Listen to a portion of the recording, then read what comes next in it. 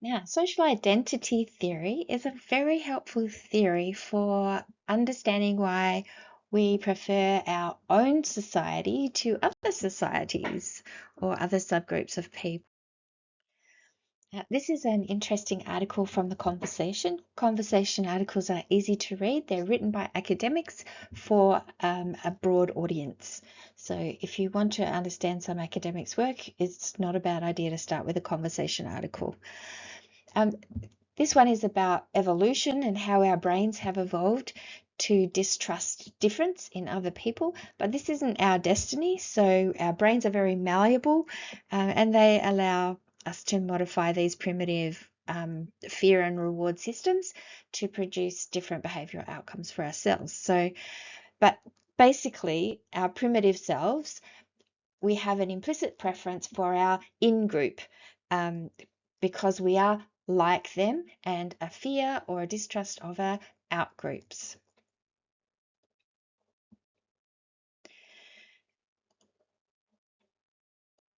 So social identity theory itself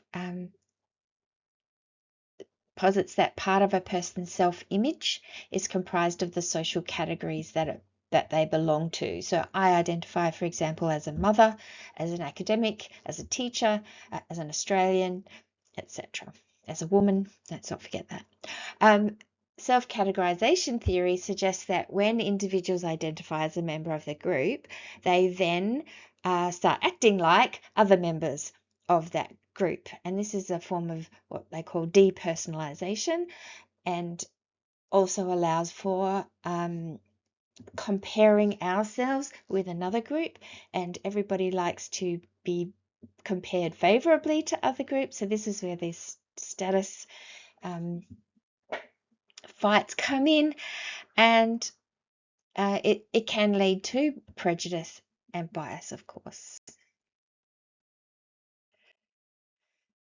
Identity plurality acknowledges that we have multiple identities and that not all identities require us to act in the same way or think in the same way or even feel in the same way.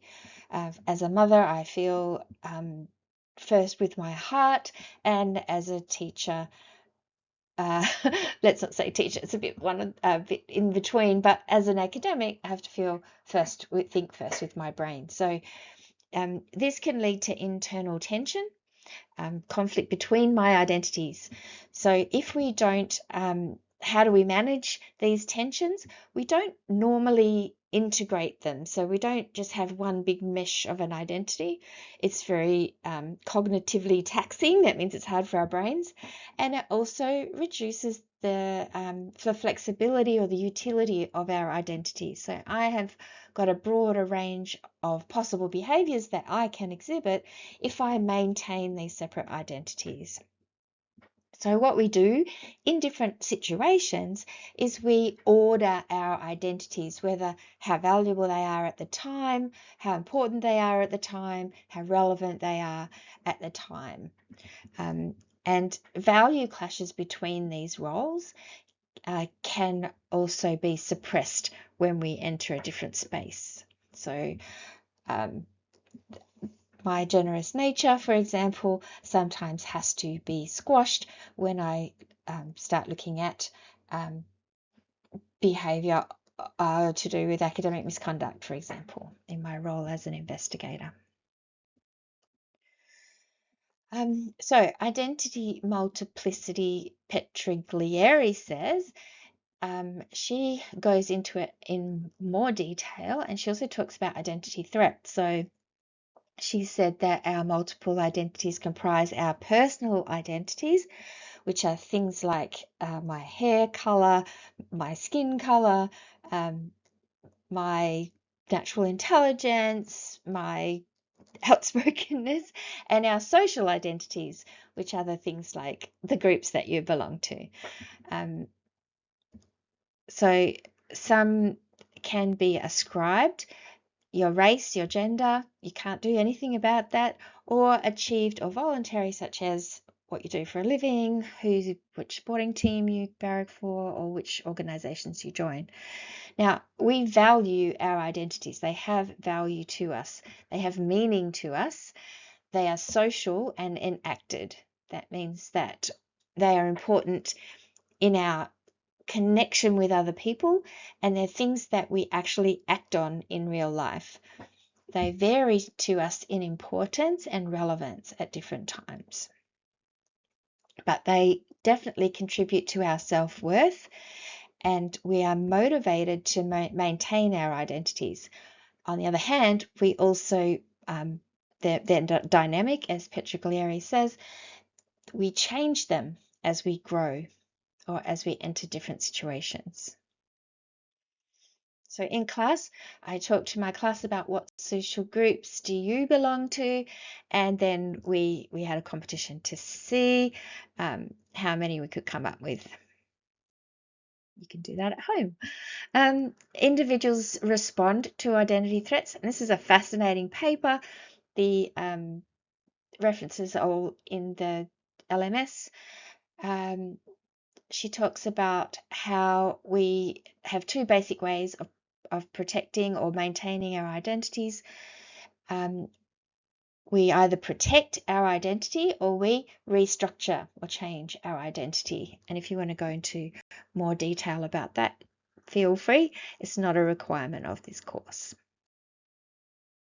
Now, social transformations can threaten our social identities. And because our identification, let's say as a Buddhist or a Catholic or an Australian or an Indian or what else? A student, a woman, these things are really valuable to us, and we identify really strongly with these social categories. So when there is a threat to the group itself, then these can be perceived as threats to the identity of our person.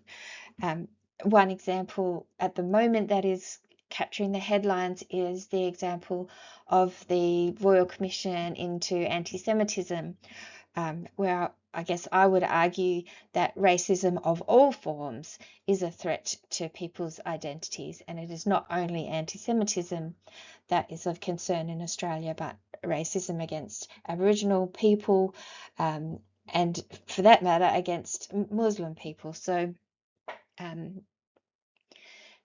yeah, a threat to our group is a threat to us.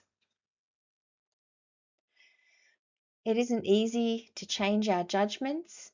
This is an interesting article about how our brain works to filter information that reinforces our existing beliefs. This could be called confirmation bias, but it can also be understood as a need for ontological security, a need to feel like the world out there is real, and it's fairly unchanging. We're motivated to believe what our in-group believes, not just act as they act. Our beliefs are subjective and value-based.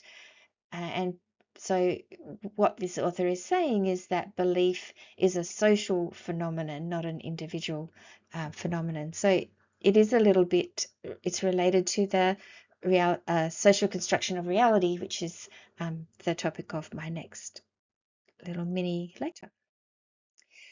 This is an interesting Facebook reel.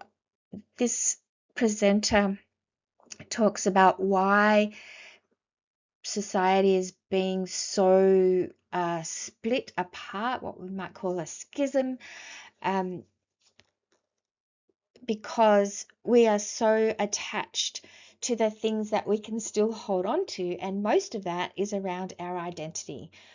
So what she's saying is that humans need these things to feel secure in their life, and these things like be able to afford your basic needs, to get healthcare, to have education and skills, to have equality, socio and economic, and for community and identity and purpose.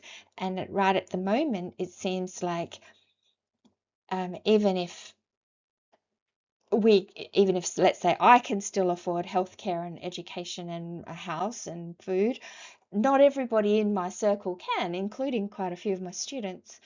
So the top four of these things have somewhat collapsed in Western countries in particular, let's say the UK, the US, and Australia.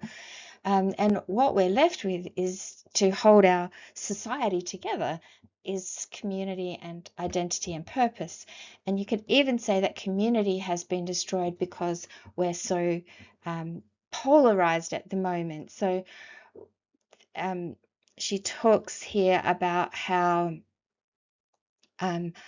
all we have left is identity. And when we just rely on our identity, then it's really, really hard to solve problems because we can't see other people's point of view. We have this antipathy or hostile feelings towards people in our out groups. So it's only a few minutes long. I really recommend that you watch that one. And that's it for social identity today. It's not something I'm going to particularly examine, but it is really helpful in understanding everything else that we talk about.